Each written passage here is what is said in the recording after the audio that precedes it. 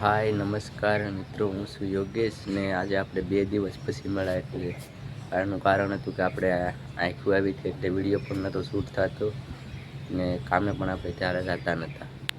આજે છે રવિવાર એટલે બપોરથી ચાલુ છે તો આપણે જવાનું છે કારખાને. અત્યારમાં 7 આવી જતા એવું મસ્તીનું વાતાવરણ થઈ ગયું છે.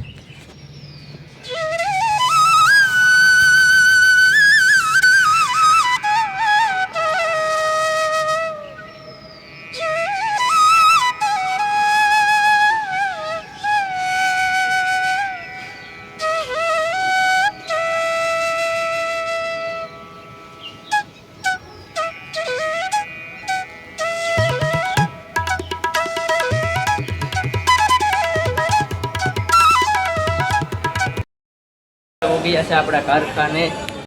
આપણે લઈ આવે છે ચા, કારણ કે આપણે શરદી આળા ચા હાર્દિકભાઈ હીરા ગણે છે.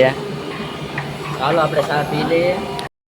અમારા શેઠે વડાપાઉં ખવડાવે છે, એનો છોકરો વિદેશ જાય છે એટલે જો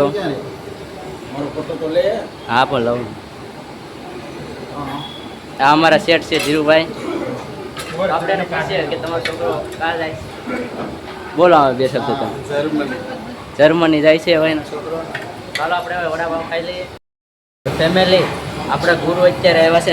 છેલ્લે બધી વડાપાઉં ખાઈ લીધા ને પછી છેલ્લે પાછા આવ્યા છે એટલે પાછા મંગાવ્યા છે શેઠે વડાપાઉં. અમે ખાઈ લઈએ ને આ બધી જો કારીગરો કામે બેઠી ગયા ખાઈને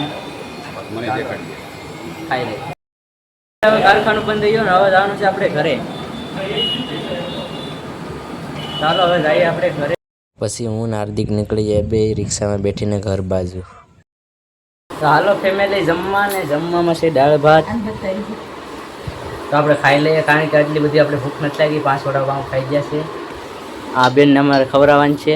ખાવું ને દાળ ભાત નથી ખાવા?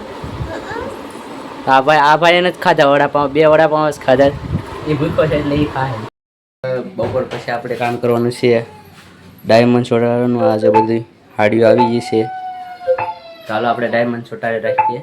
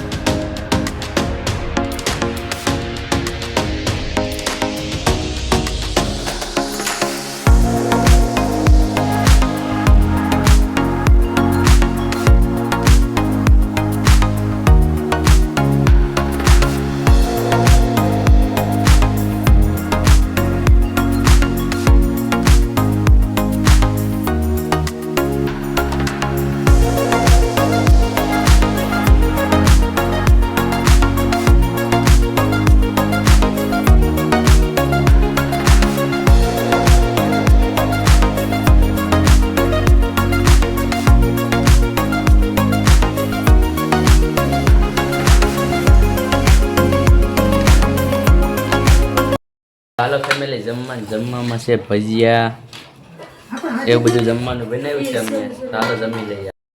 એટલે આજ માટે એટલું જ ને, બાકી મળી જાય હવે નવા વ્લોગમાં. ને આજનો રવિવાર અમારો આવો ગયો. તમારો રવિવાર કેવો જાય જરાક કોમેન્ટ કરી દેજો. ને હવે મળીએ આવતા રવિવારે. ચાલો તમે બધાને જય શ્રી રામ. જય શ્રી રામ.